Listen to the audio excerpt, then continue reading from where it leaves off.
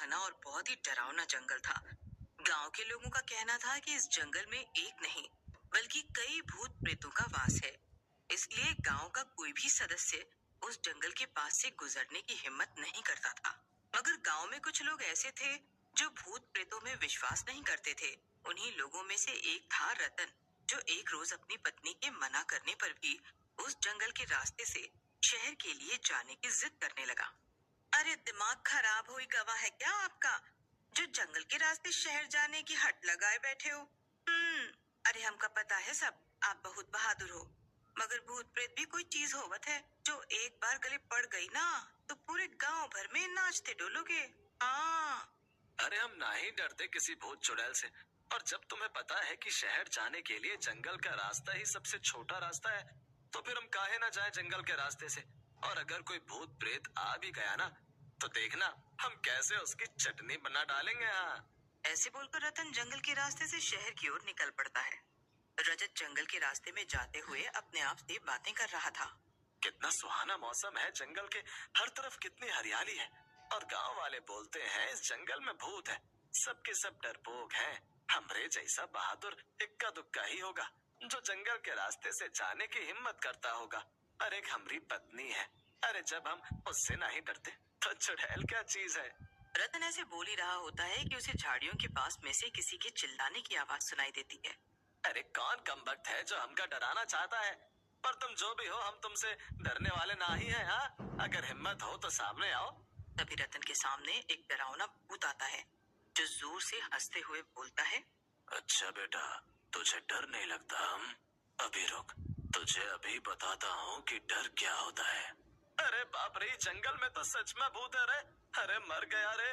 तभी उसे अपने सामने दो और भूत आते दिखाई देते हैं। अरे बाप रे, जंगल तो भूतों से भरा है। अरे मर गया रे, आज तो मर गया। अभी कहाँ मरा, अभी तो तेरा मरना बाकी है।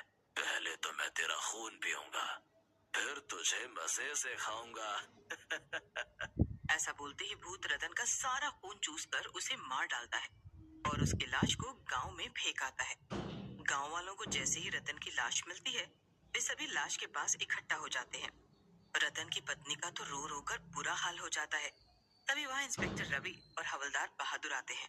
रतन की पत्नी रोते हुए बोलती है, जंगल के भूतों ने मेरे पति को मार डाला रे। हाय रे, आए दिन कोई ना कोई गांव वाला इन भूतों का शिकार होता है, पर कोई कुछ नहीं करता। अरे मैंने कितना मना किया था कि मत जाओ जंगल के रास्ते पर इन्होंने मेरी एक नहीं सुनी। और देखो क्या हाल कर दिया जंगल के भूतों ने। मेरे पति को आखिरकार मार डाला। चलो बहादुर, जंगल के अंदर चलते हैं और देखते हैं कि आखिर माजरा है क्या। साहब, आप इस जंगल में नए आए हो, इसीलिए अच्छा होगा कि आप इस जंगल से दूर ही रहें। और मुझे भी नहीं जाना इस भूतों के जंगल में। अगर तुम नहीं गए तो तुम्हें अपनी नौकरी से हाथ धोने पड़ सकते हैं। अब सोच लो, तुम्हें मेरे साथ जंगल में चलना है या फिर। रवि के ऐसे बोलते ही हवलदार बहादुर रवि के साथ जंगल में चल देता है। मगर कुछ दूर जाते ही बहादुर को किसी के हंसने की आवाज सुनाई देती है। साहब, आपने कुछ सुना? कोई जोर जोर से हंस रहा है। साहब, मैं तो कहता हूँ भाग चलो यहाँ से। अगर आपको नहीं जाना तो मुझे जाने दो, मेरे छोटे छोटे बच्चे हैं। मैं मर गया तो उनका क्या होगा साहब, जरा सोचो। तभी रवि को जंगल में लाल जोड़ा पहने एक लड़की दिखाई देती है। रवि उसके पीछे चल पड़ता है। रवि बहादुर से कहता है, बहादुर, उस लाल जोड़े वाली लड़की को देखो, वो इस घने जंगल में क्या कर रही है? साहब, आप कहाँ जंगल के अंदर की ओर चले जा रहे हैं और मुझे तो कोई लड़की दिखाई ही नहीं दे रही। बस डरावनी डरावनी हंसी की आवाजें सुनाई दे रही हैं। साहब, मैं तो कहता हूँ अब हमें इस जंगल से बाहर निकल जाना चाहिए। हो सकता है कि वो लड़की कोई चुड़ैल हो। और वैसे भी इतनी रात में कोई लड़की इस घने जंगल में क्या करेगी? वो जरूर चुड़ैल ही होगी। मगर रवि बहादुर की एक भी बात नहीं सुनता। उसे लगता है कि बहादुर डर की वजह से ऐसे बोल रहा है और वे उस लड़की का पीछा करने लगता है। कुछ ही दूर जाते ही वो लड़की रुक जाती है। रवि जैसे ही उस लड़की के पास पहुंचता है तो उसका चेहरा देखता है तो उसके तो होश उड़ जाते हैं। इंस्पेक्टर, तुझे अपनी जान प्यारी है तो भाग जा यहाँ से, नहीं तो इस जंगल में जितने भी भूत हैं वो तेरा ऐसा हाल करेंगे कि तू सोच। मैं क्यों नहीं भागने वाला, बल्कि मैं तो तुम भूत चुड़ैलों को इस जंगल से भगाऊंगा जो आए दिन मासूम लोगों को अपना शिकार बनाते हो, उनको बेरहमी से मार डालते हो। तभी बहादुर के चिल्लाने की आवाज आती है। बहादुर को दो भयानक भूतों खबरदार गया काम से। मैं इसका खून पीऊंगा और तू इसका मांस खाना। बहादुर तुम चिंता मत करो, मैं तुम्हें भेड़ भूतों से बचाता हूँ। नहीं साहब, आप मेरी चिंता मत करो, आप अपनी जान बचाओ। वैसे भी ये भूत मुझे जिंदा नहीं छोड़ेंगे। आप बस इस जंगल से बाहर निकल जाओ। जाओ साहब, जाओ। इंस्पेक्टर भाग जा यहाँ से, मैंने कहा भाग जा। रवि चुड़ैलों की बात सुनते ही वहाँ से भाग निकलता है। भागते भागते उसे शाम हो जाती है। प्यास के मारे उसका गला सूखने लगता है और वो जैसे ही गांव में पहुंचता है तो इंस्पेक्टर की बुरी हालत देखकर गांव वाले सब समझ जाते हैं। तभी गांव का मुखिया रवि से कहता है, इस जंगल में जो गया वो कभी वापस नहीं आया, मगर आप, मैं खुद ये बात नहीं समझ पा रहा हूँ कि उस लाल जोड़े वाली चुड़ैल ने मुझे भागने को क्यों कहा। वो चाहती तो मुझे मार सकती थी। साहब, वो मेरी बहन मीना थी। वो बहुत ही अच्छी और सुशील लड़की थी, पर न जाने क्या हुआ, वो अपनी शादी वाले दिन जंगल में भाग गई और फिर कभी वापस नहीं आई। मुझे फिर से जंगल में जाना होगा। आखिर इस जंगल में इतने सारे भूत कहाँ से आ गए? साहब, आप इन भूतों से हम गांव वालों को बचाओ, नहीं तो एक दिन एक एक करके सभी गांव वाले इन भूतों का शिकार हो जाएंगे। शहर जाने के लिए जंगल का रास्ता ही सबसे छोटा रास्ता है, जिसकी वजह से गांव के लोग कच्चे रास्ते से जाने के बजाय जंगल के रास्ते से जाना पसंद करते हैं। और आज आप इस जंगल से सही सलामत वापस आए हैं तो हम सभी गांव वालों को लगता है कि आप हमें इस मुसीबत से जरूर छुटकारा दिलाएंगे। रवि बहुत ही ईमानदार और बहादुर इंस्पेक्टर था। रवि अपनी पॉकेट से अपनी माँ का दिया हुआ बजरंगबली का लॉकेट निकालता है और उसे अपने गले में पहन लेता है और जंगल की ओर जाने लगता है कि तभी भानु बोलता है, आप अकेले इस जंगल में नहीं जाओगे, मैं और मंदिर के पुजारी बाबा भी आपके साथ चलेंगे। फिर क्या था, वो तीनों जंगल की ओर चल पड़ते हैं। वे जैसे ही जंगल के थोड़ा अंदर पहुंचते हैं, जोर से हवाएं चलने लगती हैं और डरावनी आवाजें सुनाई देने लगती हैं। तभी रवि को वो लाल जोड़े वाली लड़की दिखाई देती है। रवि ऐसे बोल ही रहा होता है कि रवि, भानु और पुजारी को कई भूत घेर कर खड़े हो जाते हैं और जोर जोर से हंसने लगते हैं।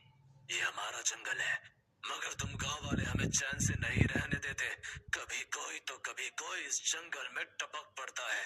ये जंगल शापित है, हमें जल्दी उस लाल जोड़े वाली लड़की को खोजना होगा, तभी हम इन भूतों से छुटकारा पा सकेंगे। फिर तीनों मिलकर उस लाल जोड़े वाली लड़की के पीछे भागने लगते हैं और भागते हुए वे जंगल के तालाब के पास पहुंच जाते हैं। तभी वे लाल जोड़े वाली लड़की एक चुड़ैल में बदल जाती है।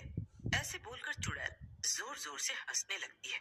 मेरी बहन देख मुझे, मैं तेरा भाई हूँ। मैं जानता हूँ कि तू मेरी मीना है। हाँ, मैं मीना हूँ और तुम मेरी शादी मेरे से उम्र में कई साल बड़े आदमी से करना चाहते थे, पर मैं रामू से प्यार करती थी, इसलिए उसके साथ भागकर इस जंगल में आ गई। मगर उसने भी मुझे धोखा दिया। उसने मेरे साथ बदतमीजी की और जब मेरी चीखें सुनकर कुछ लोग मुझे बचाने आए तो उसने उन सभी को अपनी पिस्तौल से मार डाला और आखिर में मुझे भी। तुम्हारे पीछे जो भूत खड़े हैं ना, ये वही लोग हैं जिन्हें रामू ने गोली मारकर मार डाला। और ये जो पीपल का बड़ा सा पेड़ देख रहे हो ना, इसी पेड़ के नीचे उसने हम सभी को गाड़ दिया। पर मैंने भी चुड़ैल बनने के बाद उसे जिंदा नहीं छोड़ा, मार डाला उसे भी।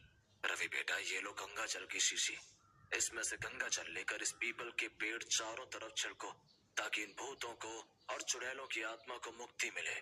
चुड़ैल हंसते हुए बोल, पुजारी, तू हमें इस जंगल से भगाना चाहता है? रुक, तुझे तो मैं अभी सबक सिखाती हूँ। ऐसा बोलकर चुड़ैल और वहाँ खड़े भूत पुजारी जी और भानु को पकड़ लेते हैं। रवि मौका देखकर पुजारी जी से गंगा जल की शीशी ले आता है। रवि गंगा जल पीपल के पेड़ के चारों ओर छिड़क देता है। जैसे ही वे गंगा जल छिड़कता है, वे सभी भूत चुड़ैल वहाँ से गायब हो जाते हैं। उनके गायब होते ही रवि, भानु और पुजारी जी गांव में वापस लौट जाते हैं और फिर उस जंगल से किसी भी गांव वाले को आने जाने में कोई दिक्कत नहीं होती। सभी गांव वाले इंस्पेक्टर रवि को धन्यवाद करते हैं।